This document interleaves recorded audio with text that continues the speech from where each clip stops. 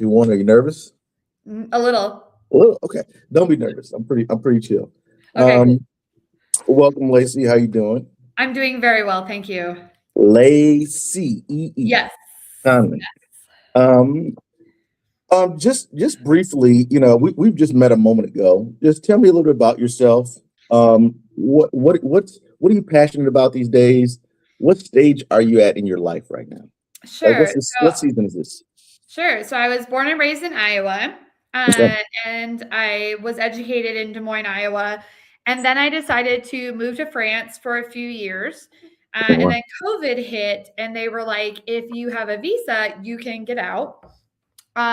So I came back to Des Moines, and I'm very happy here. The stage that I'm at right now is that I'm kind of restructuring my life. I'm kind of starting over. And I know that that can be very difficult from my own experience, but it is doable, right? So I'm very happy with where I am. I like that I'm making a transition into a new career, and I like it. I like it a lot. Yeah. So oftentimes I like to talk to individuals about how they've overcome things. What's one of the hardest seasons or moments that you've had to face in life? So one of the hardest moments that I've had to face is I was working full time as an attorney. So we're looking at 80 hours a week, nonstop litigation, prosecution, whatever you could imagine. And at the time, my partner and I became pregnant, or I became pregnant. My partner didn't, right? And I unfortunately suffered an ectopic pregnancy. It was one of the most difficult moments of my life. I didn't know that I was pregnant. So when I went into the hospital and the surgeon told me, hey, you're pregnant, I was on a lot of medication, and I was just thrilled. I was thrilled. I smiled and I was crying because it's something that I had really wanted.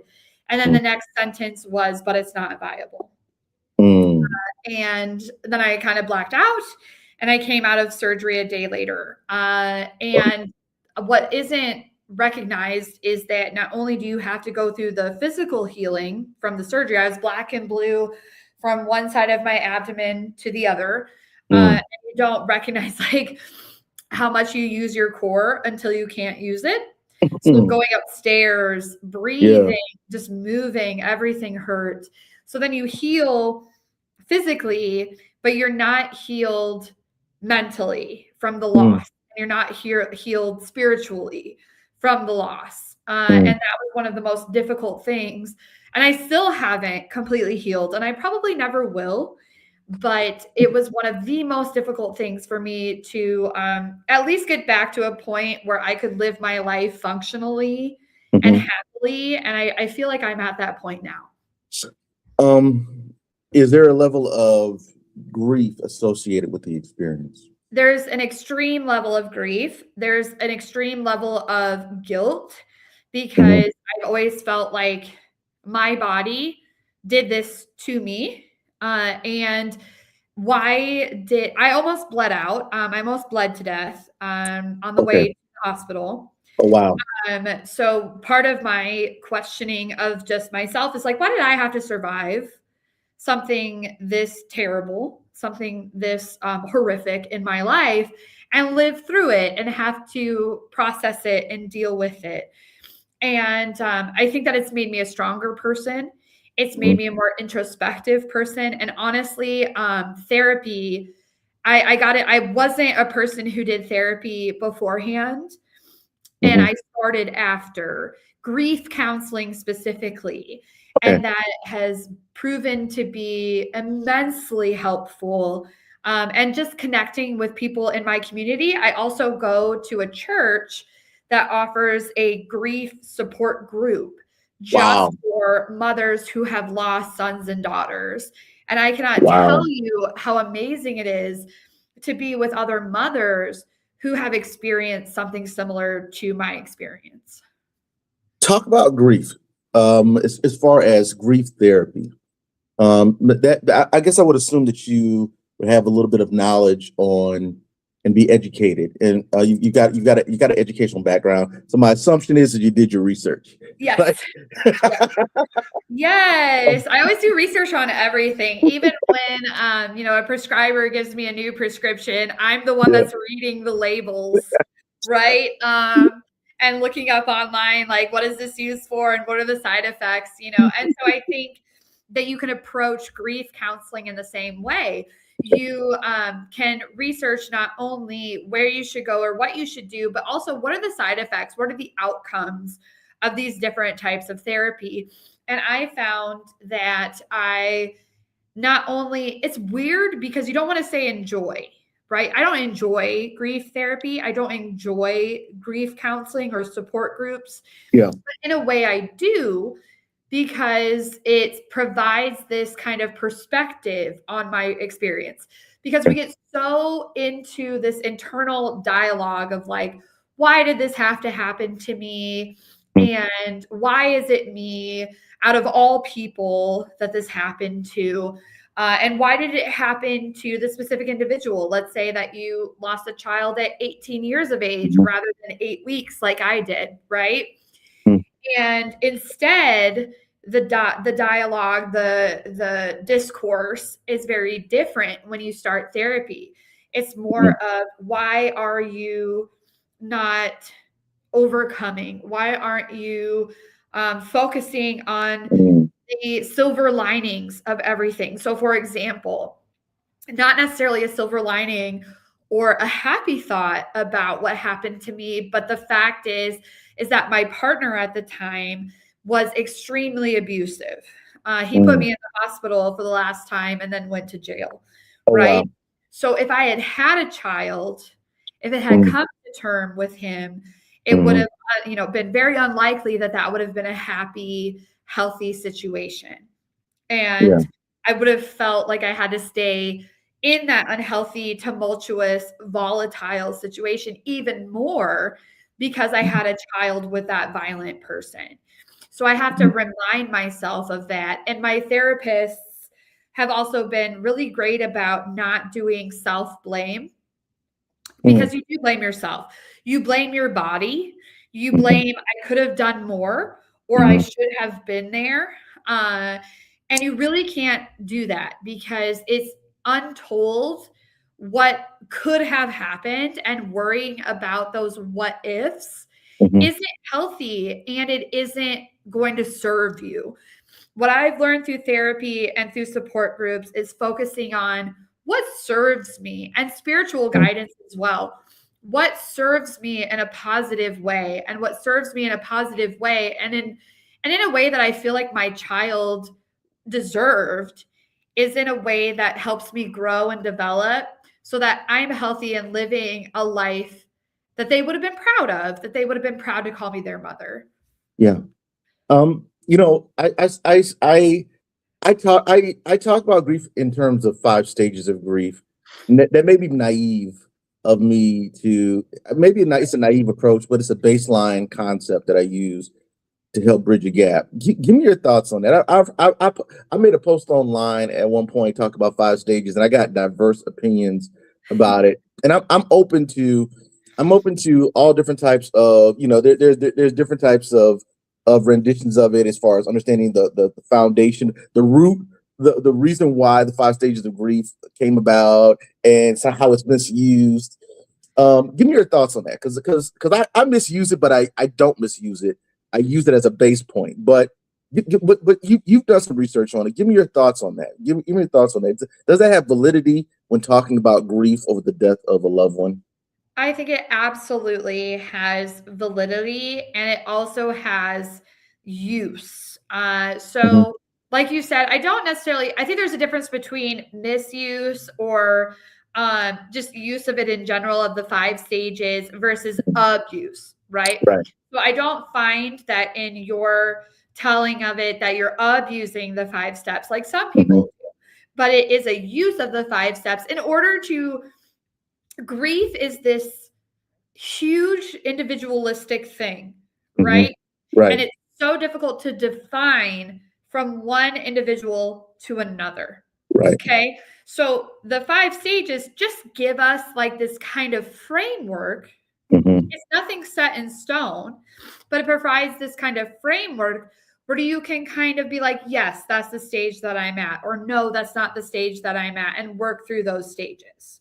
It's not this like concrete concept that like, now I'm in this stage, and now I'm in this stage, and now I'm manifesting these behaviors at this particular time of my grief. Yeah. Right? Like, it doesn't work like that. Individuals are individuals, and they have experiences at different times and in different modes than other people. Right. So you might enter the 5 stages at a different stage that someone else might. Right? Yeah. So you might skip the denial and go straight to anger. I am so angry that this happened to me. You're not even in denial. You're saying this did happen to me, and I am angry about it. Right. So you might enter the 5 stages at a different stage, and each stage requires a different type of empathy, a different type of communication, a different type of strategy to either move to the next stage. And you don't have to, it's not a chronological thing either, right? It's dynamic. Right. So you can start at stage 1, not whatever, and then go skip stage 2 and go to stage 3. And that's fine. That's perfectly fine. Whatever you need as an individual to grow and learn and heal from your experience at whatever stage you might be at. It's dynamic, would be my answer. You talked about the church support group, and I find that amazing that there's still you've been wise enough. I'm not quite sure whether you got advice from someone, whether that became a recommendation from the doctors, or where that came from. But you were able to not only seek out mental health support, but also seek out a form of therapeutic support from the church. And the church had it available, which is even more amazing. Did. Yes. So what I had done actually was I went online and I searched for support groups. And this church was so on top of it. And it's not even my denomination, right? Yeah, but who cares at that point? They're so welcome that they don't care, They don't even care that I'm not of their denomination. They said, it doesn't matter what spirituality you are, just be spiritual and come talk to us about your experience. I love it. And so I found them online, and I was like, you know what? It's Monday. It's the first Monday of the month. Let's do it. And I did. And I found a community that is just so welcoming and so thankful for the fact that they survived their experiences that I wouldn't give it up for the world. Wow. Yeah, that's amazing. Is it in you've incorporated faith? Is faith an integral part of not only your recovery but your life? What's your thoughts on faith and spirituality and God and all that good stuff? Yeah, so I think that spirituality is an integral part of your life, regardless of what denomination you are, whether you are Christian or not Christian, whether you're a Muslim, whether you're Jewish, whether you're a Buddhist, whatever you choose. I think that spirituality allows us to have answers of the unknown, of uncertainty. It provides us comfort in those times where we're just like, what, is happening in our lives, and what are we experiencing? And with grief specifically, it can be shocking, right? Like you can have situations where you maybe have a family member that has a long-term illness, and you can kind of plan and you can see it happening. But when it really happens, when it really is the end, it's still a shock, right? It's still this kind of emotional, serious impact to you. And what faith provides you is with these kind of comforting answers or analogies or parables, or just time with people who maybe they haven't even been through that same experience, but they're willing to sit with you. They're willing to hear you. They're willing to talk with you and ask questions maybe that you didn't think about before, that you wouldn't get in any other community, right? Yeah. So I think that it helps you kind of overcome, or at least engage with things that are scary and things that are unknown. It seems like you've had, I was just talking with my previous interview, probably about an hour or so ago, a person who had a negative experience with church. Oh, It seems like you on the reverse end have had a positive experience with the church experience. I really Uh, have. uh, And I'm Jewish. oh, interesting. All Yeah. right, Yeah. even better. Because my temple didn't offer grief support. So I was like, I'm going to go to this Lutheran church down the road Yeah, yeah, and figure out. And I've told them that I am Jewish. And they're like, yeah, okay. They didn't even, they're like, that's cool. yeah, They're kind of like, why are you even telling us? So they've been very welcoming. It's Hope Church in West Des Moines. Got to do a little plug because they are just fantastic. Oh yeah, I just started taking my kids to the Bible study there. So if anybody wants to stalk me and know where I'm Yeah, they're going, wonderful. They're yeah, great. They're great. take them there. I'm taking them there tonight, man. It was a Yeah, wonderful experience. yeah.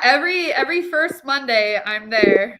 Oh, nice, wonderful. Yeah, I'm attached in different ways. I've been associated with the church. They've got a really great. They've really got a Program. lot of great offerings, and I think. Here's what I'll compliment. I don't exactly believe the exact denominational particulars. There's out of everybody's got their thing, but what I do give them credit for is it looks like they do church the right way. They They offer really do. support groups. And they do They church they yeah outreach the right way. yeah They that do part right there. outreach in a really 100%. positive, friendly, non-confrontational, I hate to use the word, but like culty way. Does that make sense? Like as a Yeah, Jewish person, I'm just like, don't be culty about it. And they yeah, really, they really don't. yeah. So I appreciate that. Yeah, that's good. Nice plug. Nice plug for losing. We'll plug them up, man. They do a really great job, and the Bible says, "To whom much is given, much is not Yep. too much is given." But the Bible talks about when you do something excellent, you should gain. Be God blesses you just a little exalted. bit more. That's right. Yes. So, I definitely do hope that they get blessed more and more through their Yes. efforts because it's not in vain, and we Yes. obviously see it. So there's a connect point there. Um, I want to shift a little bit. You talked a little bit about your career, a little bit. You nipped on it a little bit. You said you're a lawyer, and then you switched. Yes. Why did you switch? Yeah. So I have practiced as a patent attorney for about a decade. Wow. My background is so I have bachelor's degrees in physical chemistry as well as neuroscience. Oh my And then I goodness. went and got my master's of physical chemistry. And I realized I didn't want to work in a laboratory for the Yeah. rest of my life, especially as a female, because it's a very male dominated field. And so I decided that I would go to law school. My eldest brother is also a patent attorney, so that kind of gave me some guidance. Yeah. Yeah. Went to law school, focused on patent law and intellectual property. I knew Okay. that I wanted to do it on the international scope. So if you need a patent in Singapore, if you need a patent in Belgium or whatever, I was your girl. I worked Wow. with China a lot. So Wow. I always joked because my schedule would be on China time, which is like Nice. very early in the morning, Nice. So I did that, and it was fulfilling to a point, but I Okay. felt like I could better serve my clientele, better serve my community by doing something different. So I switched to finance. Okay. I love math. I love Okay. math. I'm a Okay. math girl. And I Okay. decided that if I switched to finance, that I could understand better how I could help people in their households directly, because everybody has to deal with finances. Everybody has to deal with, what do I do with my income? How do I make it grow? How do I make it develop in these kind of nonlinear ways? And how do Yeah. I do investment as well, so I can get this kind of passive income? And that not only helps that individual directly, but it helps their progeny as well. It helps their children, their grandchildren, creating that generational wealth. Yeah. And that was something that I wanted to do. So I switched to working as an attorney. I'm still an attorney. I do estate, trust, wills, things like that of that manner. But I also run a wealth management firm out of New York Life. Wow. What was there anything in particular? I hear that you're looking to that this is going to give you a little bit more fulfillment and calling. But was there anything significant that caused you to make the shift? Like, was there any type of epiphany or any type of major thing that happened that occurred that caused you to shift?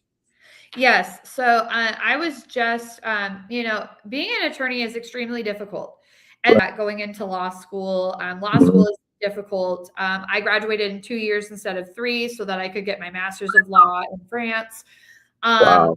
But it's very difficult to just practice and be Mhm. present not only for your clients, but for your family Okay. as well. Okay. And so one kind of epiphany I had was that I was realizing working in private practice, we used to joke that we worked at the office so much they should just put cots in our offices because we basically lived there, and that's not necessarily healthy. That's not a Right. good balance. And so I kind of had this epiphany. I was gaining weight. Mhm. I was going to bed, dreading going to work the next day. I was waking up dreading going to work the next day. And that was, to a point where I considered, just not being here anymore. And that's dangerous and it's unhealthy and it's unacceptable for a work life balance. So Mhm. that was kind of where I was like, oh, I'm having these really negative thoughts about myself, about my career, about life in general. I can't do this anymore. This isn't sustainable Yeah. anymore. And so I made the change. Yeah. And sometimes, we get degrees and backgrounds and then we work in industries and we find out It's that not the a fit. industry, it's not a good fit. And then we have to figure out how to remaneuver or reposition ourselves. Was that, Transitioning can be very difficult because you're yeah, so used to what you were in. That's one of the most difficult answers I have to answer for clients nowadays is they said, well, I know you as an attorney, right? Because of course I talk to my previous clients to see what they need for wealth management because many of them have patents and they have money out there that needs to be managed and needs to be insured and things like that. yeah, And they always ask me, well, I know you as an attorney, what is going on? Like, what is this? So I have to yeah. explain the transition to them every time. And that's okay because I'm willing to do that. So I get through it. It, hopefully maybe I can answer this question differently so you give me a different answer than the one you used to answering. Uh, um, when people switch their careers, it can be extremely difficult. Um, Talk about some of the difficulty in transition for you. Like, was it? Oh Or my maybe it was a smooth transition. Maybe it's in my head. Maybe it's in my head. You're a smart individual. You're God. quick witted. You came up with a blueprint and a plan to shift gears. You figured out your passion, and Yeah. you said, "This is just. I thought this was my passion and purpose, but I'm going to switch gears because this is my new Yeah. passion and purpose." And it all happened magically, all over No. one night. No, No. that is no, no, no. Oh my gosh. It doesn't happen overnight. No. It takes time Yeah. and it definitely takes hardcore perseverance. Mm. It takes dedication. I have had to learn. I had to take my FINRA exams. I didn't know what a bond was to save my life, right? Mm.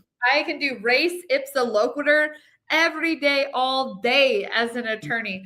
But I certainly didn't know what some of these finance terms or math or anything was, right? So I had to educate myself. And I think that that's my number one suggestion or advice for anyone who is going through that transition. I have had to transition 2 times in my life. One was coming from a scientific background into a legal background. I had to reteach myself how to write. Yeah. Okay. Because in science, it is objective. It is what you Mm. are seeing. It is math. It is clear. It has answers. It has yes or no, right? It Mhm. has null hypothesis or a 0.5 alpha, right? But in law, oh, it's all gray area. You can argue either Mhm. way, right? Yeah. And so I had to relearn how to write my argument and be persuasive in that way. So I had that one transition, and that was very difficult because it took me a whole semester of law school to just relearn how to express myself, not in numbers, but in argument and be persuasive. And now with this transition, I'm kind of going back to like here's the numbers and not the argument, right?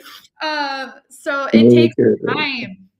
It takes educate yourself. If you have decided that you want to transition from one ideology of education and career to another ideology and career, right?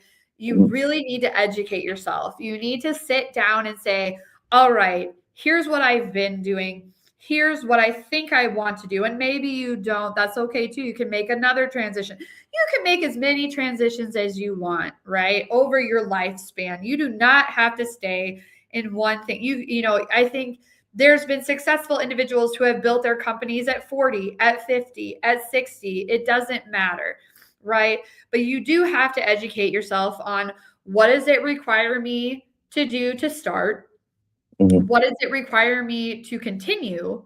And what kind of licensures or certifications or education do I need to do it right? And I think that's how you handle that transition. Is there a fear? How does one know that they're on the right path? It looks like you transition between, you know, there's three major careers, which are really stellar, really educational credentials across the board. I mean, you really hit some heavy hitters there, right? You go from chemistry, biology, Chemistry to chemistry law to to finance. law to finance. Very hardcore areas that are difficult for a lot of people to sort of muster into with, you know, in one career, let alone jump to one career. How does one know they're on the right path? How does one know that that the path that I'm on is going to be the perfect fit for me going forward? You won't know right away. And Okay. that's the risk you take. Yeah. That's the uncertainty you take. It's not going to be an immediate, yes, this is what I should be doing. I love this. This is great, right? Or this is a good fit. Okay. You have to persevere. You have to be patient. And I know patience for me is very difficult. I am not a patient person at all. But my 3-year-old will tell you that I am, but I am not, right? I'm not with myself. I'm not patient with myself and my growth in my career, right? Okay. And I think that there's a lot of people who feel the same way. But you have to be patient and persevere. You have to give it at least enough time. I would say at least a year Okay. of time in that career. And you have to be engaged in that year too. If you're really just kind of piddle farting around and you're really just kind of feeling it out and see, you know, willy nilly kind of, you're not really getting the true experience of what that career path could be. But if you're really engaging and you're really trying to figure out, is this a good fit? Then you're going to put in the effort to find out what it's all about. Use your resources, use your coworkers, use your supervisors to really learn, what am I doing? You know, because you don't know until you try. And if you don't really try, then you never really know. And so you got to be patient and persevere, and then you can know that it's a good fit. But you're not going to know right off the bat. It might be fun at first. You might go to cocktails with your boss while they're kind of, you know, sweetening the deal or seducing you, which is totally what my finance partner did. You know, and I was like, oh, this is fun. Like, we do happy hour every day. And then I was like, oh my God, we actually do like real work, right? You know, and until you get through a year of that real work, you're not going to know if it's a good fit or not. You're just not. So give it a shot. Give it a true, honest try, and then you will know if it's a good fit. Yeah, you know, we're in a generation of individuals, you know, of people that are shifting from one career to the next. That's not an uncommon phenomenon these days. True. Why do you think that's probably happening more now than ever? Why do you think that that's happening? Have you noticed that? I have. So especially in the law field, there's been many, Okay. many articles and CLEs or continuing legal educations that are addressing this very issue, where they call them firm hoppers or job hoppers, which kind of gets a negative connotation, and really it shouldn't. It's people putting their personal goals forward, right? So saying that I need someone going into I'll give an example. Someone going into private practice like I was, 80 hours a week, no question. Litigation. How do you have a family? How do you have a social life? Right? And so people are entering these careers and they're learning within that first year, like I said, that's not a good fit. It's not having the balance that they're looking for. It's not having the happiness and welfare that they're looking for. I think that people are putting self-care into their priority list. So their priority list might include their career, and it might include self-care, and it should include self-care because we should be mentally healthy in order to do our jobs professionally. And I think that if you stayed in a career where you're not happy, personally, then you should leave and you should find something that does fulfill you personally. And then you should be a hopper, if you will, right? So I do see that happening a lot in my career fields. And I also see it in the finance field as well. We will have individuals that come in and they're gung-ho, they're fresh out of college and they're ready to do this until they realize that this job takes a lot of effort and just consistency and a lot of time, right? Time commitment. And so they leave, they don't make it. And so I think that when you look at the kind of overall picture of people transitioning from position to position to position, it can either be because it wasn't a good fit because they're prioritizing other things in their life over their career or in tandem with their career, or you have an individual who just wasn't up to the standard of work that it requires. Yeah, I think of it on a couple of planes. As a mental health counselor, ironically, one, it's a feature of adult ADHD. Oh, I have it. Oh yeah, so it's so. Are you familiar with the phenomena Yes. of adult ADHD and how they end up jumping from job to job? Yep, because you get bored. You get bored. You're like, this was cool at first, and now I'm doing the boring stuff. I get it. So then there is this implication of the danger of this generation, not just as it pertains to ADHD, because I got ADD. Little confession there. Just want to make sure we put each other. I want to make sure that come from the right angle here. But there is the danger of seeking fulfillment by going from one get that dopamine. one pleasure to the next in your career. And that creating an overall level of instability. Now, in your circumstance, it's like you went from astronaut to astrophysicist to whatever. You're very high level with regards to your transition, and you clearly are smart enough to identify and formulate purpose and meaning, and seek out you're seeking out opportunities that are going to create the most overall value and benefit to you.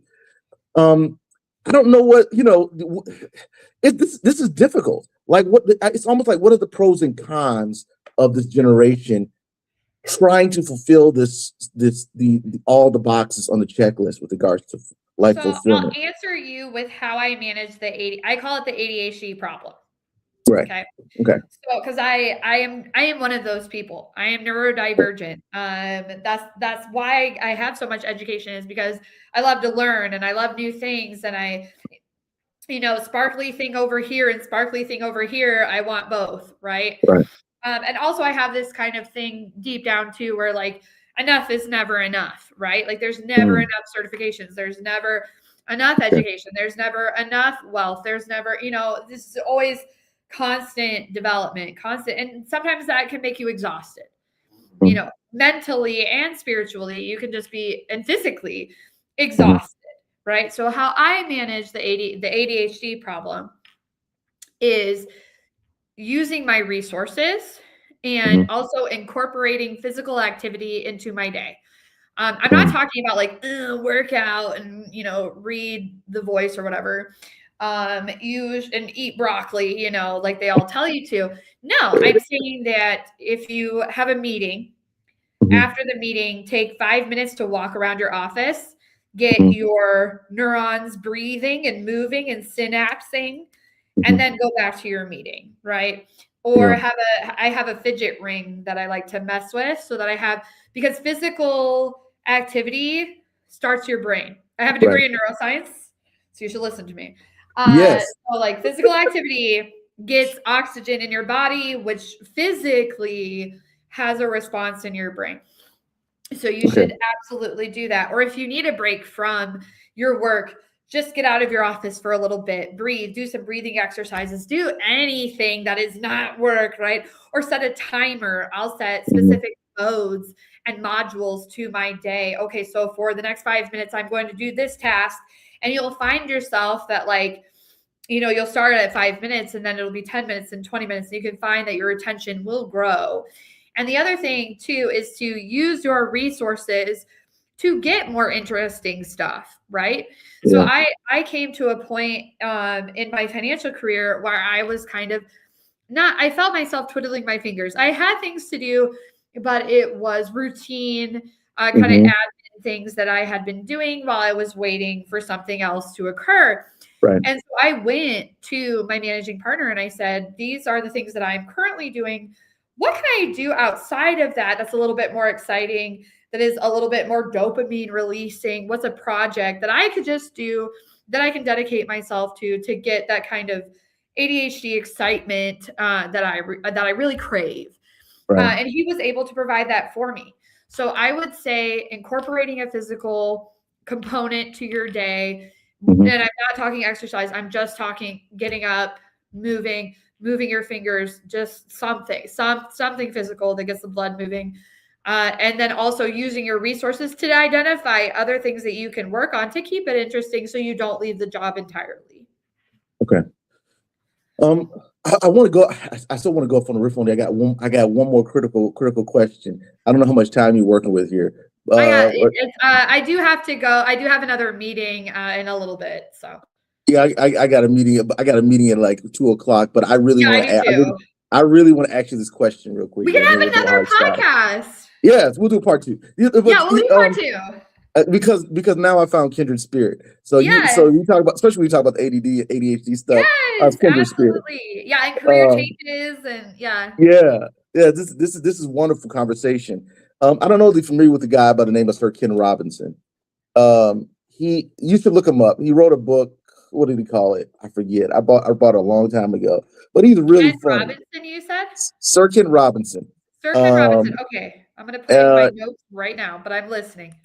He had a great ADHD. I have to put it in right now. Yes. No. Go for it. Okay, anyway. Sir Ken Robinson, he did a wonderful speech on the ADHD, the ADD ADHD phenomena globally. Okay. And he talks about the idea that ADD ADHD is more prevalent in the United States than it is anywhere else in the world. Now you're a global person. That's what I really want you to take on this. This is the part 2 conversation, clearly. So if you're listening to this, you're gonna have to wait for part 2 here because we're not gonna finish this conversation. But long story short, he added that particularly ADHD, which I do partly agree with, that sometimes we're viewing ADHD as a disorder when maybe it is a personality type. Well, and I also think that it can be an advantage. It is superpower. Yeah, there's certain popular entrepreneurs. I believe what's his name? He identified his ADHD as a superpower. He's a major financial speaker. Huh? Is it Dave Ramsey? It is Dave Ramsey. He spoke of it. He said his ADHD was his superpower. He spoke of his ADHD, and he said it was his superpower, and he stated his reasons why. So, anyways, this is part 2 of the conversation. We got a hard stop at 2:00, but so part 2 of the conversation. We'll talk about it because I definitely have a global perspective on it. Yes, I'm loving it. Yes, I have experienced the French way and the American way. Yes, so let's continue to talk about that. So part 2 coming up: ADHD and global phenomena. Right? That's the title of it. All right. My dear friend, LaCee, it was nice talking with you. We're going to cross-communicate afterwards. Thank you for this wonderful interview. Good. Thank you for this wonderful interaction. Absolutely. This has been the second pleasantly surprising podcast today, and I'm just meeting new people in this podcast space, and it is just wonderful. I'm wonderfully surprised at the diverse, unique interaction. So I appreciate the energy you brought today. We'll talk to you next time. Yes. Good stuff. We'll talk later. Yes, we'll talk later. Bye now. Bye.